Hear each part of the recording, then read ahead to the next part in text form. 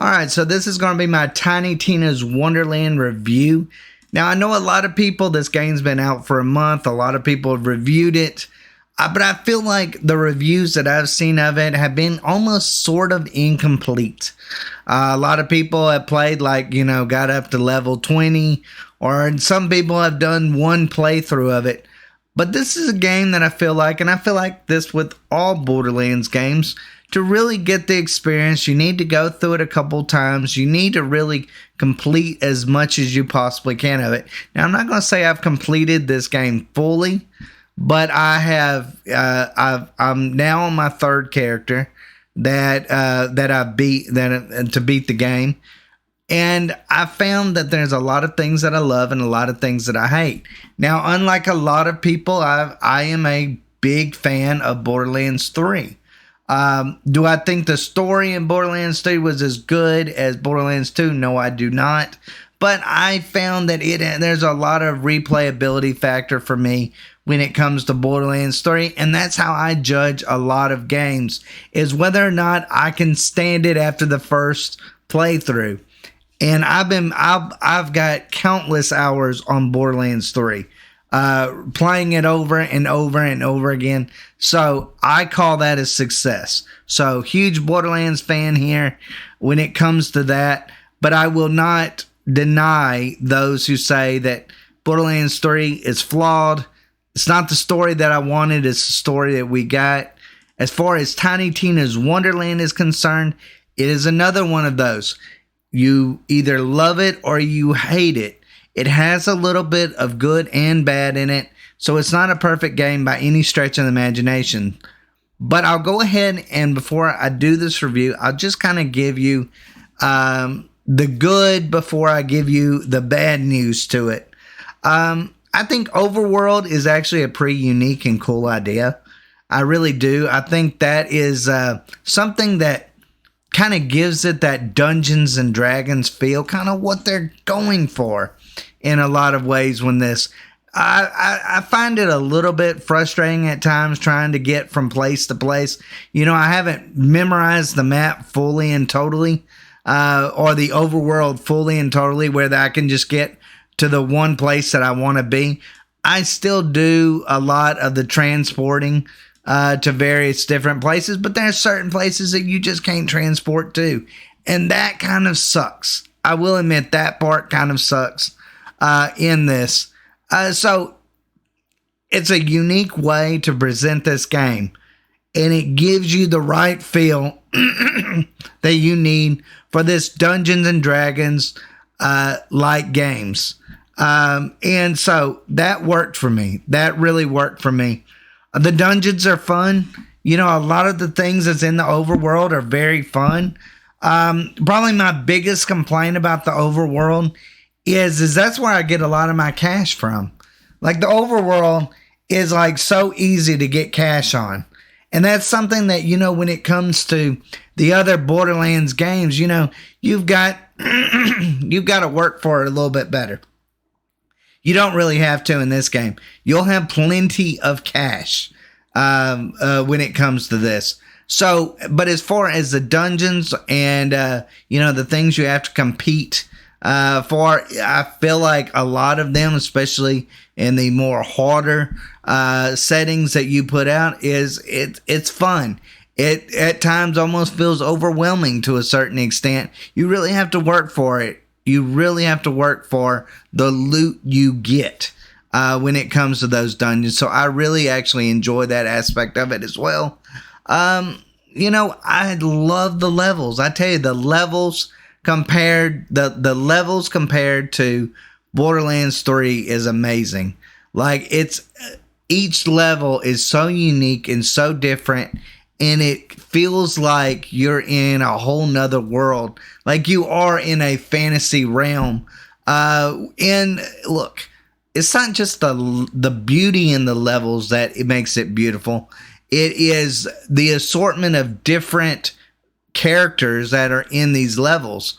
I mean, you're not just fighting the same, crazy bad guys that you're used to fighting in Borderlands games. You're fighting different arrays of monsters, whether it be, sharks, whether it be dragons, whether it be, goblins or skeletons. You're fighting something in these specific worlds. And I love that aspect of it. Some are more difficult than others. Some are really, really annoying to fight. And hey, I like that because that means that they're hard and difficult. So I like the assortment of villains that they put in there, or bad guys that they put in here. I love the beauty of the levels. There's a lot of intricate world building that they go about doing in this game, and it works. It truly works. Now, one thing that I absolutely hated about Borderlands 3 was the Calypso twins. I thought they were just a poor generic version of Handsome Jack. And I feel like with the Dragon Lord, he's not Handsome Jack-esque, but he's a lot better villain than he is than the Calypso twins. He's got more. There's more to him. The jokes hit with him. It seems like a little bit more than it does in other aspects of the game. The guy who's the voice actor of it, I forget his name offhand, but he does a really good job. He really does do a good job. And when he shows up, whether it be, on screen or just his voice shows up, it's in meaningful moments. And I feel like it almost hits every single time, where I kind of felt like the Calypso twins were really off balance when it come to it. One was in charge, the other one wasn't, but the one that wasn't in charge was kind of I don't know. He was supposed to be kind of like comic relief, but he really wasn't comic relief.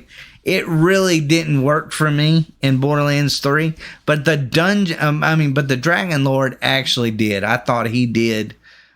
He was the villain that this needed. He's a villain that I would actually personally like to see. And if they ever did do another Tiny Tina's Wonderland game, he would be a villain that I would love to see again. Really would be. Of course, they could also bring Handsome Jack from the Borderlands 2 DLC, as the wizard. That would be cool too. That aspect of it, the villain, they got the villain completely and totally right.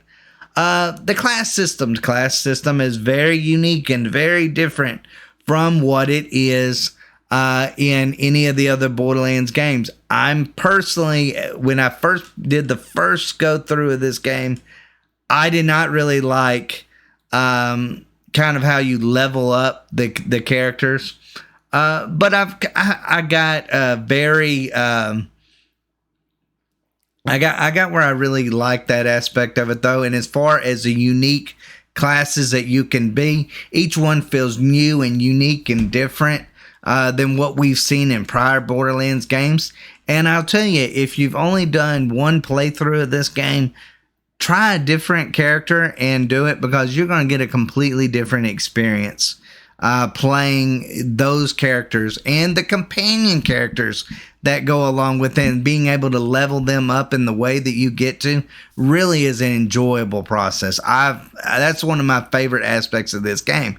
Do I feel like the companion characters are up to, maybe the companion character that you might get in, Borderlands 3? No, I do not. But they're good enough. I'm not going to complain about it too much. I enjoy the skins that they got on here. There's a lot of customization options. That works for me in this game. It's about as good as Borderlands has ever been when it comes to customization options. Whether it be your own character or, even things like flags and little things like that you could change in the backdrop, which, if you're into that thing, that's a big thing for me in other games, but it's not really a big thing for me in Borderlands games, nor is it in Tiny Tina's Wonderland, because it's first-person shooter. You don't see yourself, so I personally don't care. But I know that's a big thing for a lot of people, and I think those people that it is a big deal will actually enjoy all the different skins and the different ways that you can make your character look and act and feel and even sound, which is really cool. And it makes you feel like you've created yourself in the game, and that's always fun to do. But yeah, the playable characters, no matter, like I said, you get to change the voice, personality, everything, just by even kind of their demeanor kind of changes, how you feel toward that particular character. Feels unique and different. That's something that I felt like prior Borderlands games needed, and we didn't get. So I think that actually works for me. The dialogue from the playable characters is really good. It really is good. Probably the best dialogue in the game actually comes from the playable characters. So that works for me as well. The plot, I'm not going to say it's epic. It's not epic by any stretch of the imagination, but it's fun to figure out what your next step is going to be.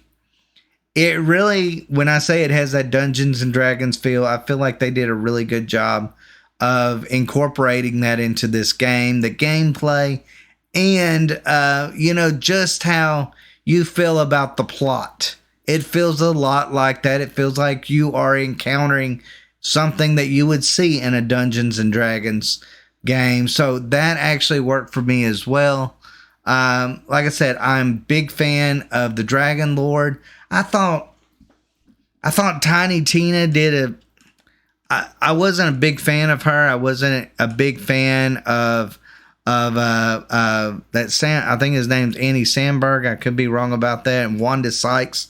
I felt like they always tried to be a part of the game when I didn't really need them to be a part of the game, where I was just enjoying the gameplay. I didn't need all the sounds and the screaming and all the other stuff that was coming about with that. So for me personally, I felt like they didn't ruin the plot, and I felt like the plot overall was definitely better than 3, but not as good as 2. I'll put it that way. As for me, but the assortment, like I said, I've already been through the assortment of various enemies. That never grows old. That is always fun. That is probably the highlight of this game, where this game gets it right, is through that. The gun battles. The gun battles are fierce on this game. And what I found that I enjoyed the most about the gun battles was, when they were talking about melee weapons, I was like, I really didn't do melee very much. Unless I was really, up there in level when it come to my characters in Borderlands 3 or 2.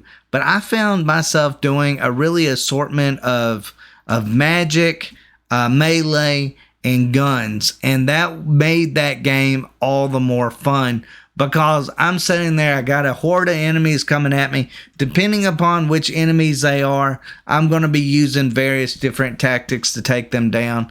And that added a level to the game that maybe we didn't get to see in prior Borderlands games as well. So that was really cool on that one. Like I said, the melee added an element that was needed in a Borderlands game, and I enjoyed the leveling up, or with the melee weapons just as much as I did the guns. In fact, I will say I actually liked that part a lot better with the melee than I did with the guns, and I'll get onto that when I get to the bad about this game, which I guess I'll go to now. Like I said, I've heard that it crashes a lot on the PC. And that is going to be a negative for PC users compared to console users. I personally did not experience that because it was a console user. The enemies, though, I had a hard time with the enemies, and I've had this in prior Borderlands games as well, where the enemies don't respond like they should. There's sometimes I feel like I'm in an empty world after I've taken them out, and I did not like that aspect of it. In Borderlands 2, it seemed like it was a lot better. In Borderlands 3, it kind of got worse. And I would say Tiny Tina's Wonderland is a lot worse when it comes to the response, the characters responding. That was probably a big negative for me because it took a lot of fun out of the game because I felt like, hey, I'm in an empty spot here. The boss fights. The boss fights, if you are a Borderlands game fan and you've played all the games, you will know that there's a lot of epic boss fights. The vault fights, the vault monster fights that you have to do in those games are usually pretty epic. Usually you have to work incredibly hard to take down each one of those bosses. I did not find that in this game. Probably the hardest one that I found in this game was the Banshee, but I've heard that there's easier ways to take her down than what I personally did. But I always was able to take down every single boss with ease. Like, I maybe died like once or twice and then that was it. But nothing about it felt epic. And I'll tell you another thing that just really just grinded my gears when it come to this game is after you defeat a boss, you think you're going to get some like epic loot and you don't. Like the loot system is broken on this game. It is literally broken on this game. And that made me killing those boss. Like there was times that I didn't even want to check to see what some of these bosses left because I'm like, it's going to be like, 10 times less than the weapons that I already probably have. So, what's the point of it? Over the playthroughs that I've done, that's probably been my biggest complaint about this game is the loot system. Because each time that has been a complaint that I have of this game, it never gets better. It always stays worse. And that brings me to the dice system. The dice system in this game is supposed to be where if you collect the dice, you got a bigger chance of getting something better with the loot. That is not the case. One, the dice system is incredibly frustrating to find anyways, but it doesn't really help you with the loot as much as what you would think it would.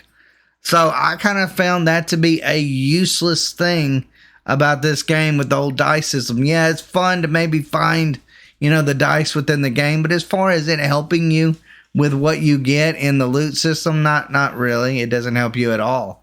The only good weapons on this game, handguns. Handguns is it. You're going to find yourself not being able to find a good shotgun at a very good high level. Grenade weapons. All of that, these semi-automatics or whatever it may be, they're just not very good in this game. Like, they're just not good. And like I said, I beat this game. I've gone through some of the levels that you're supposed to really get really good loot, at the very end of the game. Kind of like what you got to do in the prior Borderlands game. But I haven't really found that I've got as great of loot even after I've finished the game. It always feels very underwhelming. Really does. I found, and I'll say this, you get a lot of assortment of weapons, but they all kind of feel the same. They feel the same. They look the same. I spent, when it come to this game, I would go levels without changing my guns. Like, there was one time I went like 10 levels without even changing my gun. And it did not change anything when it came to this game, to me defeating enemies. Because I wanted a game where a gun that I didn't, just wasn't like bang, one shot, bang, one shot. I wanted some those kind of weapons. And I did not get that in higher level weapons. And I found that even the lower weapons, when it come to those kinds, like with the semi-automatic guns, I felt like those guns worked better even at lower levels. So no, I am not a fan of the loot system. I'm not a fan of the gun system that they got on this game. They are very, very underwhelming. I would even go so far as to say the melee weapons are a lot better than the gun system in this game. The side missions. Side missions feel a lot like main missions. There does not feel like there's any difference in them.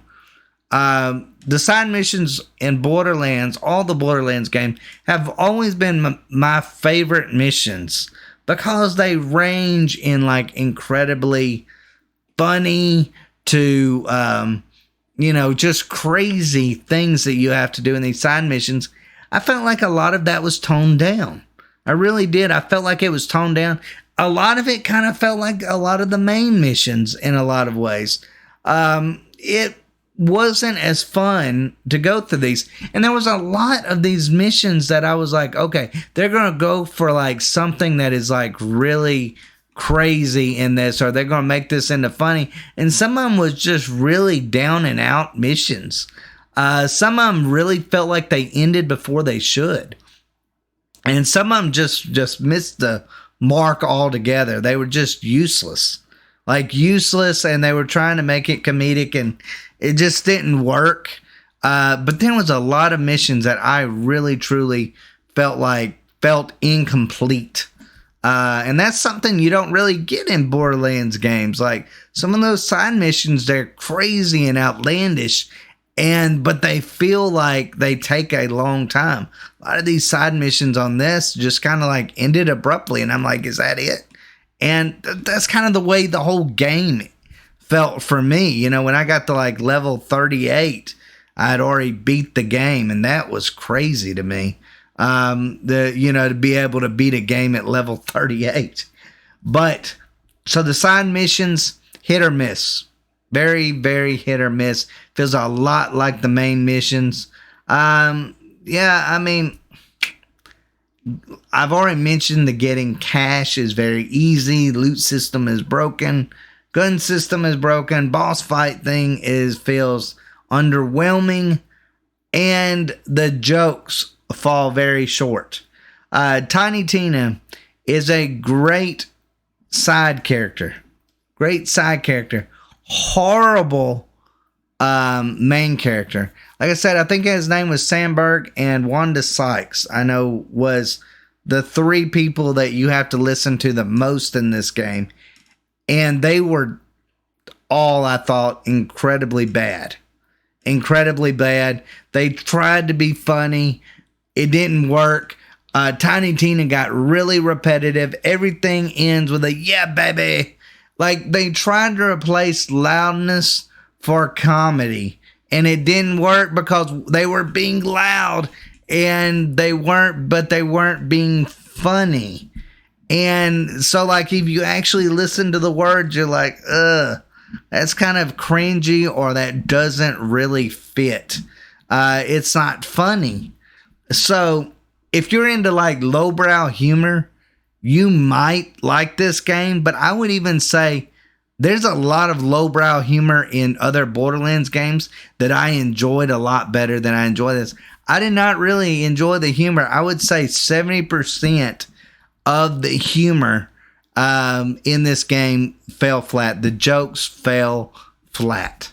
It's just all a bunch of just screaming characters that try to, I don't know, get the most out of a joke, and it just feels like, they're trying to squeeze every bit of juice out of this joke that really didn't have much to it in the first place. So yeah, the one-liners did not work. The jokes did not work. Tiny Tina, they need to keep her as a side character. That's my personal opinion of it. She's one of my favorites from Borderlands. I thought she was going to do a lot better job in this game than what she did, but she was really repetitive in this game. But yeah, and then the companion characters' voices. That gets old after a while. They do the same one-liners over and over and over and over and over. It got to the point where I just turned the sound off. I could not stand it anymore by listening to my little lich thing that I had say the same things over and over and over again. So that they were almost as annoying as what Tiny Tina was when it come to this. And then I will say this, as much as I have said that the levels feel unique and beautiful and different, some feel more vast than others. Like there's one where I think it's the Goblin one where you have to go into the mines, and that one feels so vast. And you feel like you're getting your money out of it. And then you go into this one, it's at the very beginning of the game, and it's this graveyard, and there's like nothing to it. Like there's literally nothing to this one. And there's a lot of levels that feel that way. It's a lot of levels in this game, but some of them just feel very underwhelming. And then some of them feel amazing, and you're just like, well, I'm just going to spend all my time in here, but then you run out of things to do. And I will say the exploration on this game is not as fun as it is on previous games. It always feels like I cared about every little detail of finding every little thing, whether it was with that that explorer on the game, finding a little bit things about those aliens, a lot of different things, finding more side missions to do. I found that I don't find that exploration quite as fun on this game. It falls really short. Some of those levels, there's some levels on this game that I don't even want to go back to. But like I said, some are great, some are really below average. They're all beautiful, though. I will give them that. So, as far as like my final thoughts on this game, looter system broke, boss fights weak, loudness does not equal funny. Does not equal funny, Gearbox. And like I said, a lot to explore, but not a lot of things that I care to find in a lot of different ways. And that's overall my take on this game as a whole. I personally would give this game a 6 out of 10. Simply because there's a lot of things that's broke on it. I feel like it brings back the fun of Borderlands 2 to a certain extent that I felt like Borderlands 3 was missing. It brings us a good villain that we actually will care about. It brings us an extensive amount of worlds and new enemies to fight. It all feels different. Each world feels unique. And I love that aspect about it, but you just cannot get past the looter system and the terrible boss fights. I mean, the guns being useless was terrible, and the idea that you can just get money so easy in the overworld, it was if I want some cash, like I've easily in the first like 20 hours of playing this game, I was like over a couple $1 million. Like it was so easy to buy anything that I wanted to on this game. I personally thought the jokes were very underwhelming. It was juvenile, but not the fun kind of juvenile. And that's just my take on it. 6 out of 10. I want to give it more. I wanted this game to work. I'm not saying I won't replay it over 1 million times. I will until Borderlands 4 comes out. But I'll just flat out say it. I don't think it's as good as Borderlands 3 is. And it definitely is not as good as Borderlands 2. Now, I've heard a lot of people compare it to the pre-sequel. I won't even go there. It's 1 million times better than the pre-sequel. It's just no comparison. No comparison. So anyways, guys, let me know what y'all think in the comments down below. Do you love it? Do you hate it? Do you think the things that I said was bad or good about it? Do you disagree, agree? Let me know in the comments down below.